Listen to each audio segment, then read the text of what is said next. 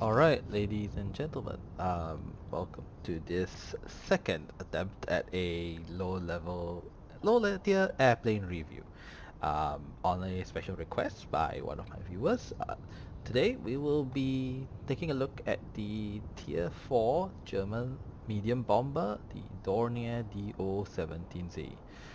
The Dornier was designed in the mid-1930s and formed one of the Luftwaffe's three main bombers for the period, together with the Ju-86E and the Heinkel HE111. Here in World of Warplanes, the Dornier is a relatively underpowered airplane. As a bomber, it just does pretty well, but that's not really saying much. It So let's take a look at what makes this thing tick. The first thing we have is we have three defensive guns. Um, don't be fooled by it. These guns are positioned in the dorsal, ventral, and forward nose section. These guns do not have overlapping fields of fire. You are almost always going to be shooting at your enemies with a single weapon. And the single weapon is a 7.92mm light machine gun, so don't expect great things from it. However, it is slightly better than the aircraft's main other tier 4 rival, the Archangel's AR-2, that which, frankly speaking, it's a pretty terrible airplane. The Dornier carries 20 50-kilogram bombs, which are dropped in strings of 4. So you have 5 strings, and the total reload time for strings is 50 seconds. This is this is not a bad reload time, but it is not a bad reload time, but it does mean that it will take a while for you before you can come in and make another pass. So as is with most bombers, you have to make your pass count. You have to make all your bombs count as you make your way through the target area. The aircraft survivability has 500 hit points. This is not a lot. It's only 100 hit points more than a equivalent tier heavy fighter, the BF-110B, and considering the amount of defensive firepower on the Dornier, that it means that it melts pretty quickly.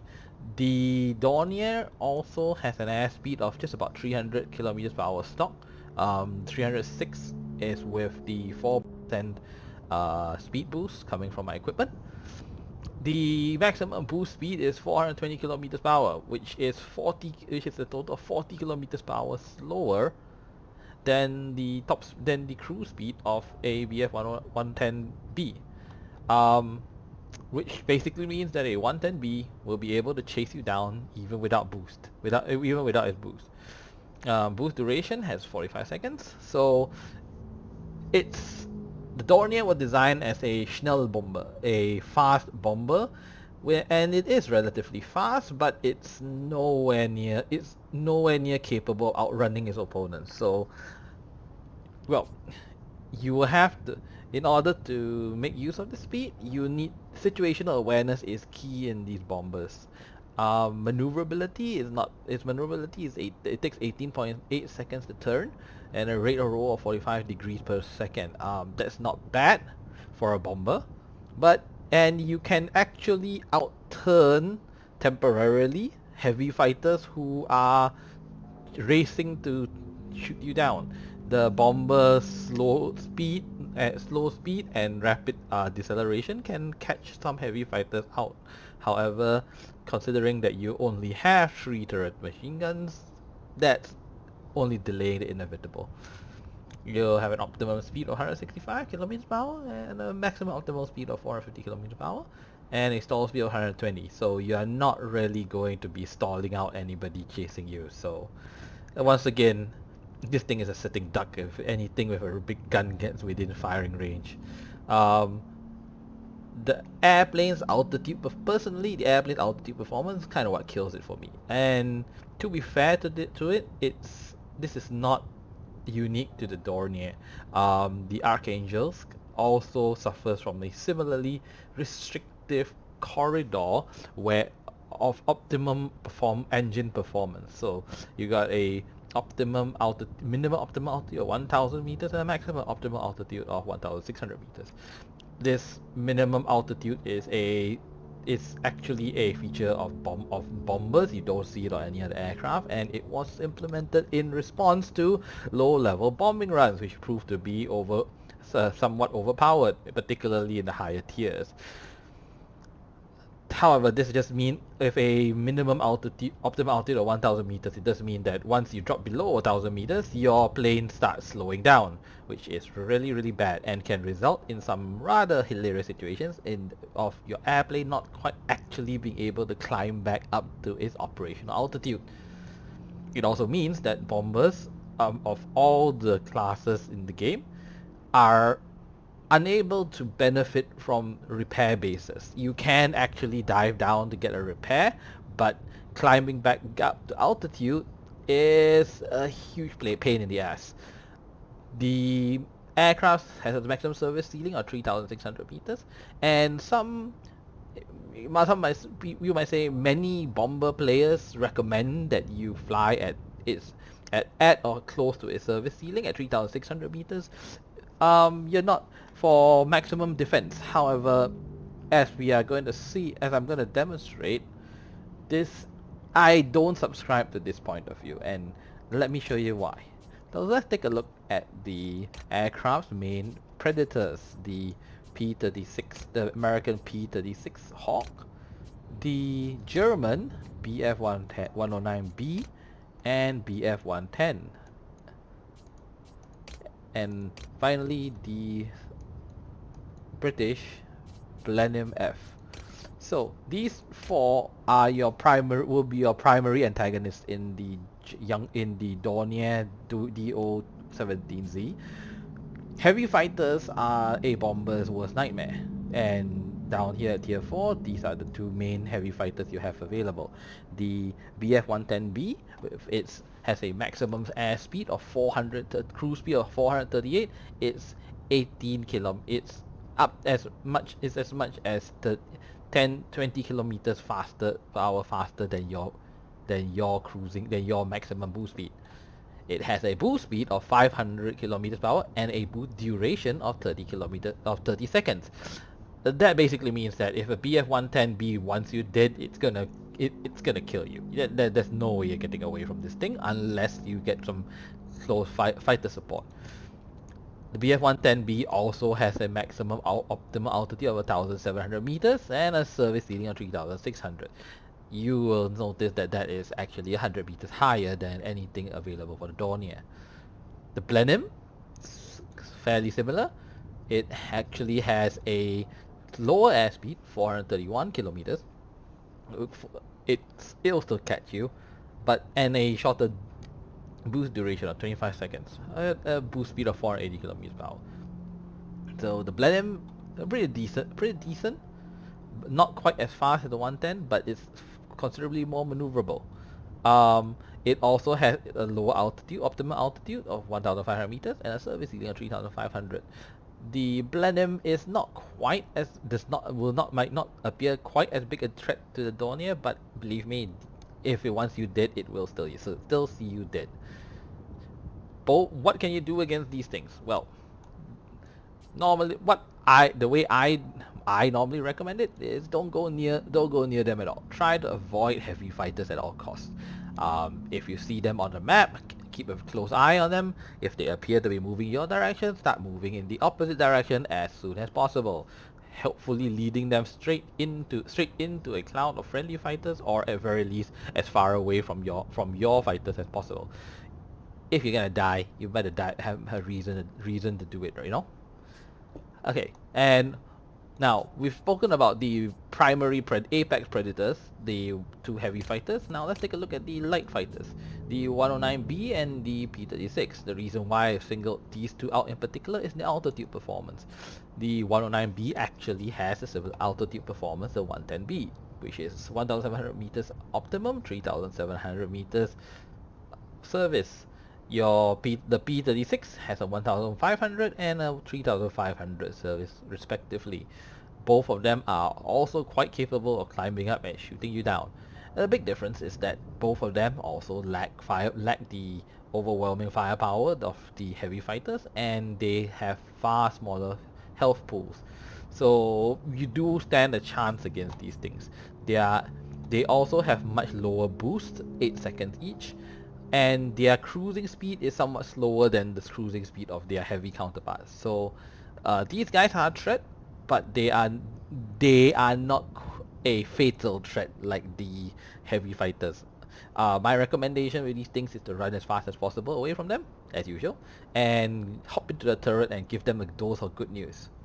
So, now we're taking a look at the performance. Let's have a look at some of the equipment we can slot onto this airplane. And this is where the Do17z also falls flat on its face. Being a tier 4 aircraft, Tech 3 aircraft, you only have 3 slots, 3 equipment slots, potentially. And you start with only 1 as long as the plane is unspecialized. And as you can see, I do not have a specialist Dornier. Um, I have chosen to fit the uprated engine, and this again I feel is suboptimal. If I had a choice, I would actually slap uh, boost injection onto this airplane. However, that is not available at tier 4. Um, God knows why, but we do not have the option of putting boost injection on this plane. So we have a choice. There are only 2 actually viable choices in this case: engine armor protection and uprated engine. I've gone for uprated engine because, well, the way I play bombers is really as a one-way trip. You know, you get in there, get in fast, drop your bombs, and hopefully you survive on the other side. If you don't, you respawn, you come back in, and rinse and repeat. As long as you are capturing points, as long as you're capturing points faster than the enemy is kept getting them back, you're winning, and that's what the bomber does best.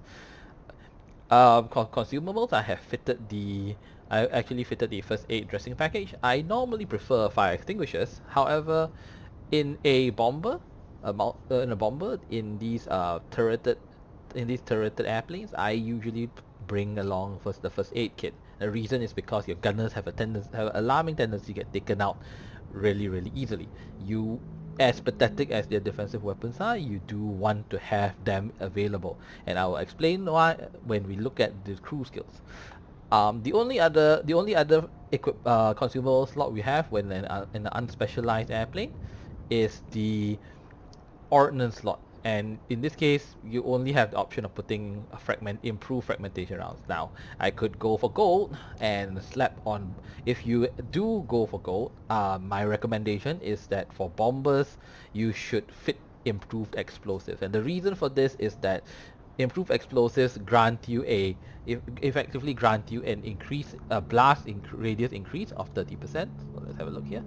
There, yeah, you have a blast radius increase of 30%. This is important because the aircraft is a bomber. At high altitudes, bombs are inaccurate, and the higher you go, the more inaccurate your bombs are. And so the larger blast radius definitely helps you when trying to guarantee a kill on a ground target. Um, this is if you are willing to actually spend money on it. Um, I do not recommend heavy warheads. A bomber does not have the precision to benefit from that. Improved fragmentation is it's kind of okay. You got 10% bonus. You got 10% increase in damage. It's honestly just slightly better than not mounting anything at all. So um, let's let's try. We'll leave it at this. Alright, so crew skills. You have 2 crew. Even though the Dornier historically had something like 3-4 crew members, the number of actual crew members is 2 in game. The gunner is the gunner basically covers everything, and then you have the pilot. For bombers, for a bomber pilot, my skills are My skills are fixed. As with any bomber I fly, you take demolition expert. In fact, this is recommended for any aircraft in which you intend to do ground pounding in. The reason is because of the increase in blast radius. As mentioned, blast radius is extremely important. It increases the marginal error of your weapons explode. So, and the overlapping damage radius actually makes up for any lack of damage of the individual weapon. The other thing is the other skill if you want, I would recommend cruise flight. Now you could go with Engine Guru 1, which gives you a 3% increase in thrust, which improves acceleration. However, cruise flight actually increases your engine thrust and your top speed by 3% and your view range by 20%. And this is very important. As I mentioned, situational awareness is critical in surviving in a bomber. You want to know exactly where the heavy fighters are, where the large globs of red are, and you do not want to be anywhere near them. In addition, the increase in thrust also adds an increase. The increase in top speed means that you cross the map faster than you normally would, which again, as a bomber, is extremely critical. Remember, you're in a capping game. A bomber's sole reason for existing is to flip caps as quickly and efficiently as possible.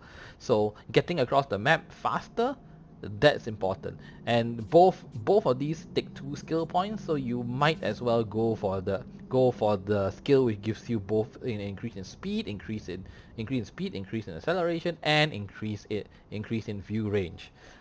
Its only drawback is that this will only trigger if you have not received or dealt any damage for 20 seconds. Um, for the gunner, I would recommend that to begin with, you should start with armorer and then retrain your gunner for either the defensive fire or precision gunner skills. It's an option. What armorer does is that it increases the length of time your gunners actually fire at a target before they need to zero in again. This increases the effective DPS, especially, and it's especially useful on maneuvering. It's especially useful on targets which are sitting on your tail, which you can then just burn down rapidly. But what you're really building towards is you're building toward these 3 point skills: defensive fire and precision gunner. Now, which one you choose, it's really a matter of preference. I have gone on the Dornier, I have gone with defensive fire, which reduces damage for an aircraft from an enemy aircraft which the gunner is firing at by 30%. This means that if you have an individual aircraft headhunting you, which is extremely common in this plane, you can then reduce the damage it deals to you by 30%, which flying around at tier 4, this can be extremely effective and extend your lifespan by a considerable margin. However, some more aggressive pilots can go with precision gunner. Now this increases the critical hit chance of your gunners, which if in the hands against aircraft which are slowly crawling in towards you, this can be an extreme deterrent. If he's eating a face full of machine gun fire, he'll get his pilot crit, he'll get his engine crit, he'll get his wing crit, his tail crit.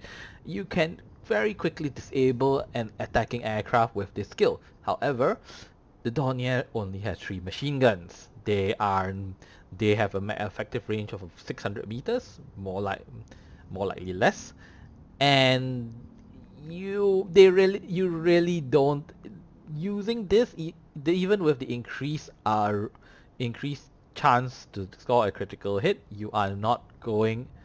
It's a bit of a coin flip or whether that happens. So I have chosen to go for the more reliable defensive fire skill. But again, this is entirely a matter of preference.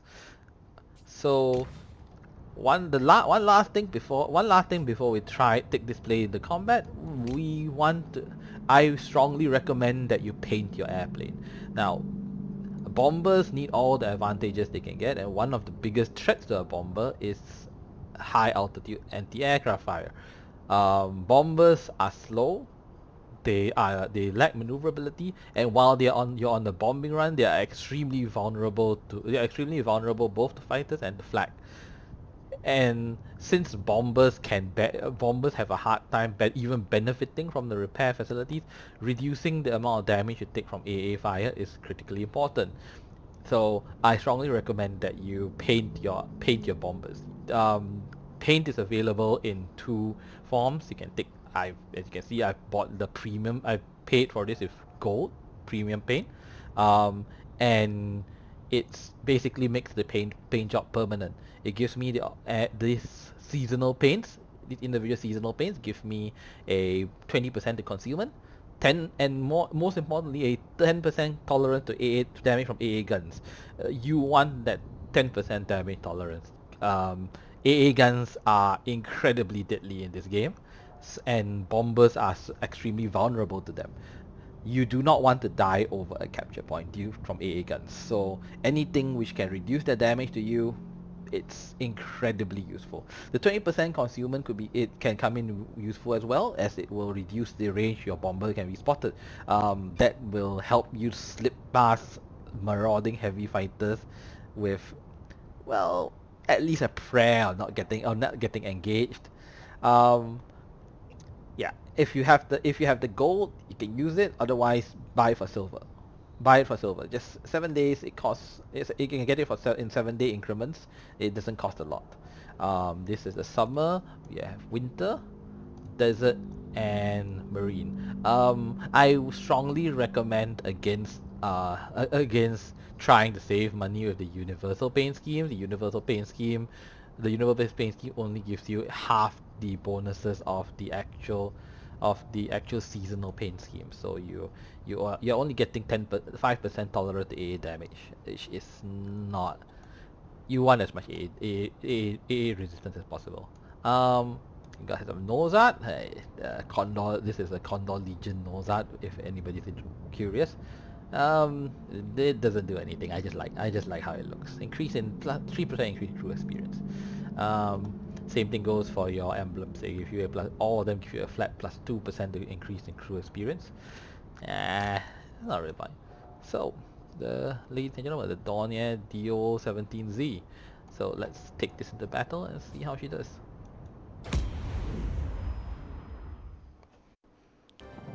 Alright, so here we are on Plateau, Burning Point. This is not a very good map for us, and we are down tiered, so this will be a difficult battle. Oh look, we have a specialist Blenheim F, just what we didn't want to see. We also have a ME-209 V4 and a P-40. So all of these airplanes are extremely dangerous. This will be quite a challenge. So, when you fly a bomber, any bomber, you want to aim for the critical map points. In this case, on this map, the map point, or the most important map point, is the command center. So what I'm doing right now is that I am diving downwards, building up some speed, and getting myself out of the yellow zone. This will hopefully allow me to cruise around at the maximum potential airspeed. And my job here will be to just line up and drop my bombs at maximum efficiency. So we're gonna do a bit of a wiggle. We don't want to be the first ones into the cap.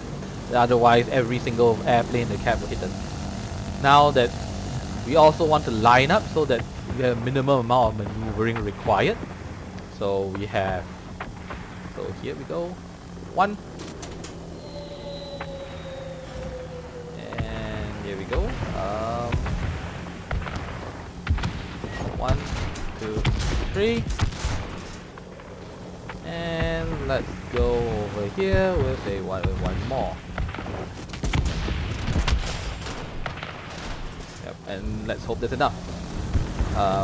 Boost out the cap before this thing gets us. And we have successfully captured the command center. Now, our goal is to fly straight through. Our plan is to fly straight through the middle and capture the enemy command center. Now, this is pretty bad. The enemy bomber flight is coming straight for us, while our bomber flight is going for the enemy airbase. We have 13 seconds on our bomb reload. There is a Blenheim There's a heavy Blenheim F, a heavy fighter up ahead of us.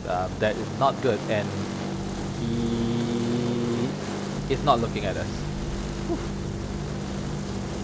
Alright, so what we're gonna do now is we're gonna try to do a quick run. This is not an ideal bombing angle, but we should be able to make this work. So one set of bombs on the A gun, another set of bombs on the medium target. We are under fire, so let's ditch our 2 bombs. We are likely to die over here, so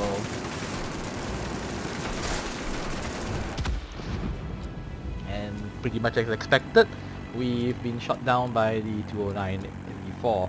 209 V4 is high altitude interceptor. It doesn't have very powerful guns, but its guns are powerful enough for the purpose. Now, the good news is we've respawned in exactly the right location. We are over at the air base, which is right next to the enemy command center. So, once again, let's position ourselves.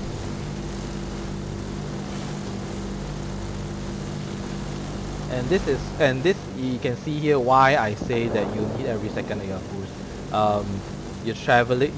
You need to travel between cap points as quickly as possible in order to make sure that your team doesn't fall behind. As a bomber, your job is to push these cap points. Push.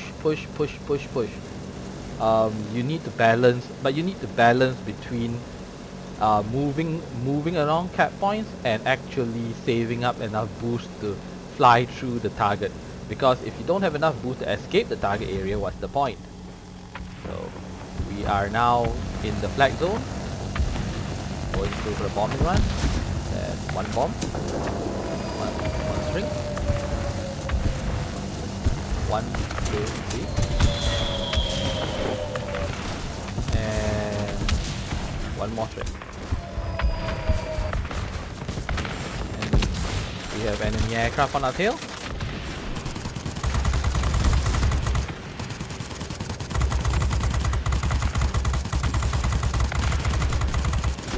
Okay, right.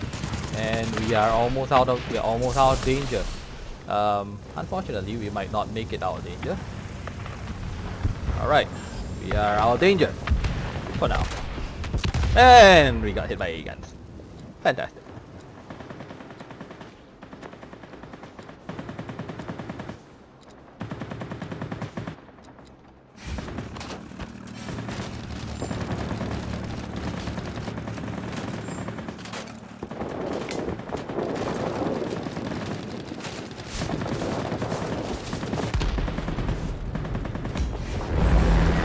Alright, respawning over here. The airfields are ours. We've got the enemy contained.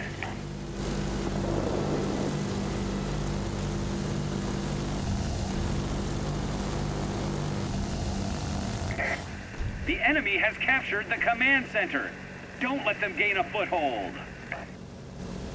Alright, so we have a lot fewer options this time round. We've made our pass. Most of the ground targets are taken out, and now you see the biggest weakness of the bomber.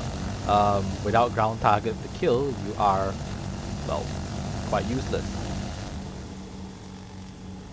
The advantage you do have with let's just settle for clinking some anti-aircraft guns.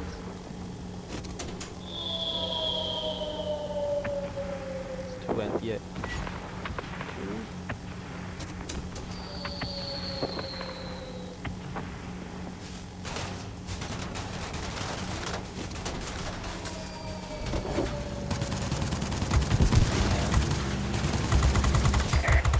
Hang in there. You'll soon be cut off from support. I say again, support will not be available. What do you know? The command center is ours. Establishing communication with the main headquarters. Alright. Now let's head back to the other command center. That's where yeah, I do appear to have been climbing all the while. So as you can see, while we are slowly moving our way across, the way I choose to play a bomber is basically to be as fast and as mobile as possible, to ensure that I can get myself through to the various targets on time, in order to make the maximum amount of impact in the game. There's no way to break this for you now. If you You're fly on your at own. if you fly at altitude, if you fly at maximum ceiling, you are pretty much invulnerable, but you also lack the ability to directly influence a battle as effectively. Your plane is slower. Your plane is slower. Um, your bombs are less accurate, and you just simply don't have the ability, the same kind of ability. Oh well, hey. So we've just been accosted by a Blenheim F. This is very bad. We are not likely to survive this, and well, shit. Way to go! Victory is close. And that's it. That's kind of what we can. That's kind of all we can do right now.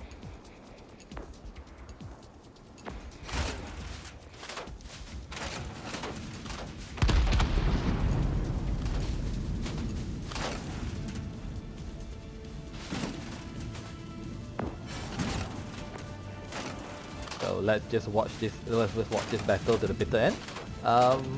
It does appear that we will be carried by bots. Or at least we will have to be carried by bots, because we do not have any other. We do not have any other real airplanes in the vicinity.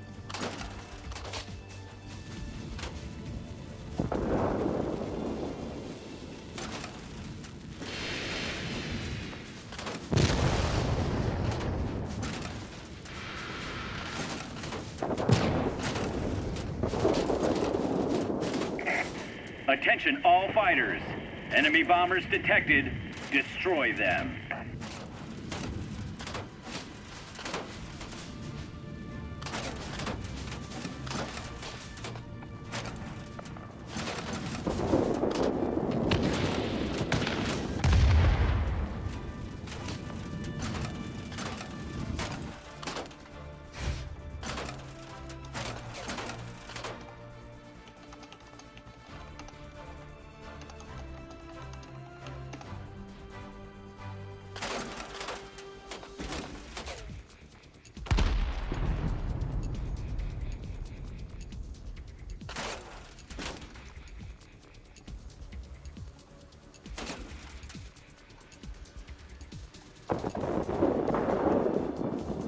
Alright, so I've just told our sole surviving fighter to stay away, stay alive.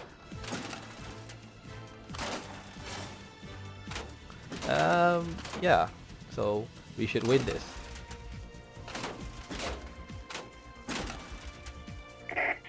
Keep it up, pilots. You can do it. And that's a win. Great job today. We'll be waiting for you back home.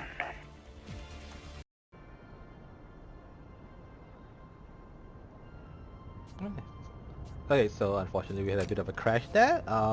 So I don't actually have the result to show you, but basically we came in about third place in terms of points. On a battle that was basically won by us maintaining control of as many or more points than the enemy team. We had one last airplane remaining, and yeah, that's basically it. You see, the Dornier is just not a very good airplane.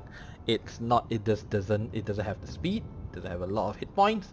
It's a very restrictive altitude bracket, and its bombs are they're okay. It's an entry level bomber. It's an entry level bomber, and like its real world counterpart, it very quickly becomes obsolete, to be replaced by the tier 5. It's big at tier 5 by its bigger brother, the Yonkers Ju-88A, which is an altogether more capable airplane. We will discuss the 88A